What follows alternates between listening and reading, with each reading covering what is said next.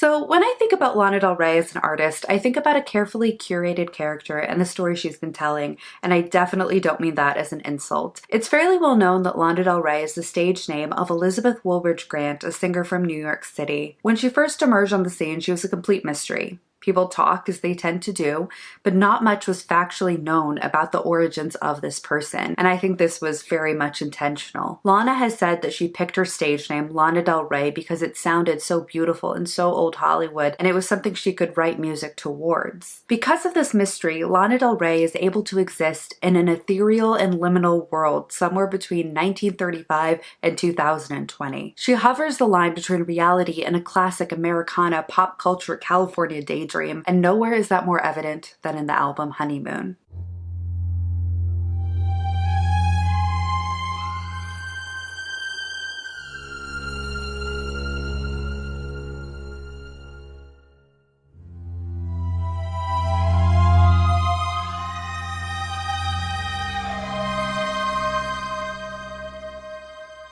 Honeymoon is Lana's love letter to the old Hollywood, incredibly stylized version of Los Angeles that she so often explores in her writing.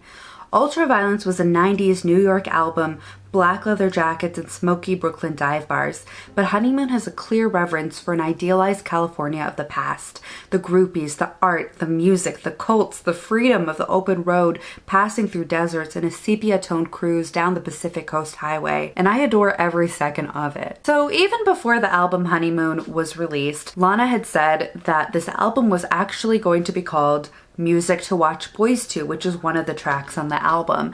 But later on, she switched to the name Honeymoon. And not only is that the opening track, and I think one of the most gorgeous cinematic tracks Lana has ever written, but it's such an interesting word that encapsulates, I think, what this album is trying to say. We might associate the word honeymoon with pure sweetness and love and the beginning of something beautiful and eternal, and most of the time it is. I find the history of the word honeymoon to actually be really interesting. So initially when it was created as a word, it was a little bit more cynical. Honey, of course, referring to the sweetness of the love, and the moon referring to not only the growth of this new love, but the inevitable waning of it as well. When you consider the cyclical nature of love when listening to this album, I think it draws it in a different light. And Lana herself said this album is not only about being in love, but being out of it as well. The opening track, Honeymoon, is stunning, as in I was legitimately stunned when I first heard it.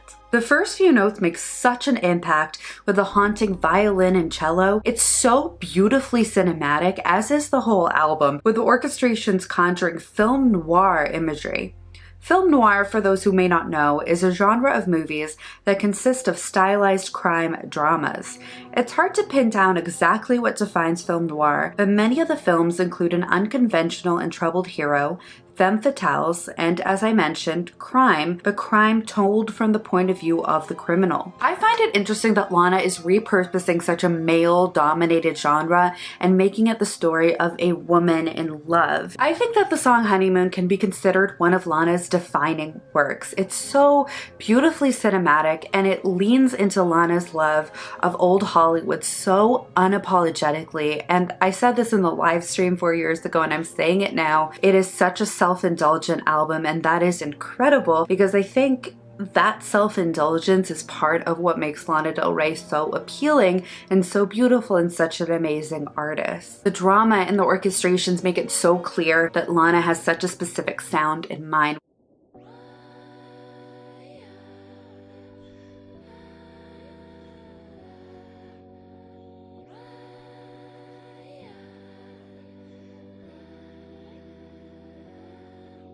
While the album is honest and genuine and about romantic love, tracks like High by the Beach and Honeymoon show Lana writing in a far more tongue-in-cheek tone than I've really seen her write before. Lana of High by the Beach is defiant and strong and willing to call out a man who has wronged her.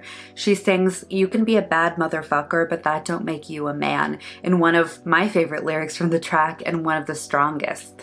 Lana has also spoken about a theme of paranoia being present throughout the album, specifically in High by the Beach, the song, and in the music video. She spoke about the feeling of being watched and observed and called it a glamorized paranoia.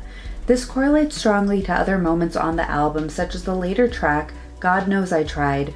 When Lana sings, I've got nothing much to live for ever since I found my fame. This is Lana telling us very explicitly about the dark sides and the negatives to fame and fortune. In her later album, Lust for Life, Lana sings about it again on a track called 13 Beaches. This series of songs shows Lana becoming famous and getting these things that she thought she wanted, but losing the things that are very basic human needs, like privacy. Another standout lyric, and one that probably stood out immediately to anyone who's heard Lana's unreleased tracks, is Lights, Camera, Action, I'll do it on my own. That lyric stands out to a lot of people because it's actually a callback to one of Lana's earlier lyrics in a song called Put Me in the Movie, where she sings, Lights, Camera, Action, you know I can't make it on my own. She goes from asking a man to put her in a movie to putting herself in one. It actually reminds me of one of my favorite Courtney Love quotes, where she says, don't destroy yourself to get the football captain, be the football captain. I wonder if Lana knows about that quote and if Lana and Courtney talked about themes like that when they were on tour together. So Lana did a radio interview around the time that this album came out, talking a little bit about the process and how the album itself was constructed. And she talked a lot about how she loves concept albums, which spoke to me because I love a good concept album.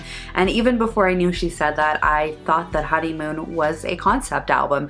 It's so specific and intentional, and I definitely think, knowing how much she loves concept albums, I think that this album's track list was created very intentionally.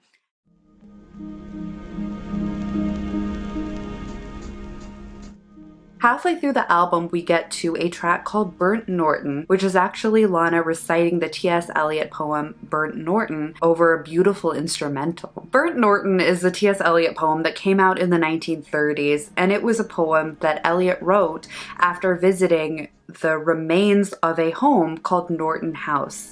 Norton House was the home of Sir William Kite, who actually burnt down the house with himself in it in the 1700s. And the charred remains of that house is what motivated Eliot, more specifically the garden of the home. He wrote the first part of the poem, part of the part that Lana talks about that rose garden. And he wrote it about timelessness and about what time means. He wrote about how the future and the past don't matter because the present is the only moment that exists. And that is the part that Lana actually said she liked about this poem and why she chose it to recite. The timelessness and the stillness of a moment is what she chose to explore. Personally, I find the fact that Lana chose this poem and stuck it where it is on the album very interesting, because one thing about this is it's about religion in a lot of ways. T.S. Eliot wrote the first half of the poem about this rose garden, but then later in the poem, he talked about the London Underground, and he talked about technology and how people who rely on technology aren't capable of finding the peace to know God, basically. It's an interesting poem. It has a lot of ideas, a lot of themes. George Orwell, of all people, said that the inclusion of religious themes actually made this work worse than all of T.S. Eliot's other work. Not a lot of people agree with that sentiment, but the point still stands that the strong religious themes is interesting in a poem that Lana chose to be right before the track called Religion on her album. And of course, without knowing anything about T.S. Eliot, the obvious fact that Lana finishes her part of the poem that she reads on the phrase, into the rose garden. You don't have to know T.S. Eliot to know that rose gardens and gardens in general represent growth and new life and new growth and all of those concepts. Which is why I think that the second half of the album after Burnt Norton actually dives into a little bit more personal, a little darker, a little bit more specific than the tracks that came before.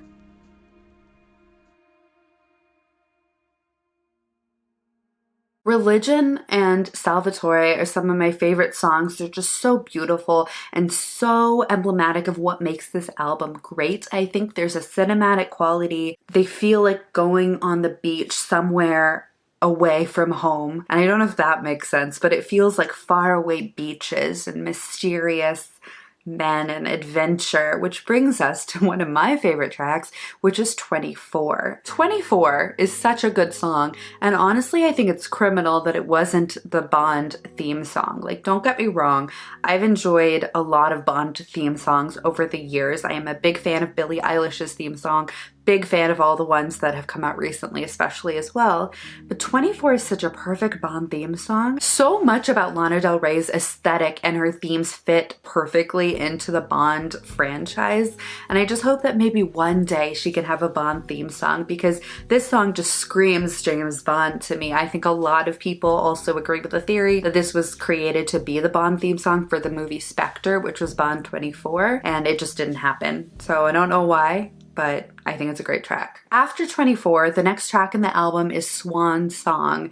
And upon my first listen, I was thinking, Lana Del Rey is announcing her retirement. If you don't know, a swan song is a metaphorical statement for a final gesture, a final movement, a final moment. If we're going under the assumption that Honeymoon is a concept album, all I think it's saying is the story Lana was saying in Honeymoon is over. I think not necessarily a musical, but this is a movie. This is a movie soundtrack. I don't know, if we're gonna speculate a little bit, it's about a doomed Hollywood relationship. It's about beautiful Los Angeles, the past and the present. Maybe in some ways this album and the story it's telling is not about LA in the past or the future, but LA now, because now is the only moment that we have. She immediately follows Swan Song with a cover of the Nina Simone song, Don't Let Me Be Misunderstood, which is a song a lot of people have heard. There's a Monkees cover that also was very popular. But Lana talked a little bit about why she picked Nina Simone's song, Don't Let Me Be Misunderstood, specifically, and she said she likes it melodically. That was the first reason she picked it, but she also thinks it has a strong theme that she relates to. And she said the lyric, I'm just a soul whose intentions are good. That was the lyric that spoke to her. And I think it's interesting because Lana is obviously always misunderstood. People are always talking about how she's glorifying depression, she's glorifying abusive relationship. I don't agree with any of that. I think a lot of Lana's songs are about the beauty in the tragedy. It's a difference. It's not glorifying the moment and saying you should strive to achieve the moment of pain, but it is saying that moment of pain is something you can find beauty in and you can get past it. That's what I'm taking from it. People have derisively pointed out that Lana Del Rey is a character and that Lana is using a stage name, as if that's not incredibly common in Hollywood and in the music industry. Helen Mirren, Natalie Portman, these are all people who are using stage names and no one bats an eye at them. I mean, the girl who once performed at New York City open mics under the name Sparkle Jump Rope Queen isn't trying to convince you that her name is real. Lizzie Grant has crafted a beautiful sonic and visual experience for her to escape to, and she has been nice enough to invite us along. Lana Del Rey is not a false identity by a girl trying to convince you that her Super 8 Instagram videos were made decades ago. Lana Del Rey and her world is curated, and in some ways, the curation of that world is part of that world. Lana Del Rey was created to celebrate the pop culture figures and motifs that Lizzie Grant adored, and there's nothing wrong with that. It doesn't make her art artificial. In fact, I think that's part of her appeal. None of us are going to be 50s Hollywood starlets, but with Lana's music, we can dream about it with her. So before I go, I want to talk a little bit about the version of Honeymoon that I own, and it is the Urban Outfitters vinyl edition on red vinyl, this beautiful cover. One thing I find interesting about the album is that there aren't any bonus tracks, so what you get on the vinyl is actually the same version of Honeymoon that you would get anywhere else, which at the time was a first for Lana. The vinyl is gorgeous and red, this beautiful, I call it like hard candy red. I don't know, I want to like bite into it, but I won't. This version of Honeymoon is the limited edition Urban Outfitters edition pressed onto high quality 180 gram vinyl.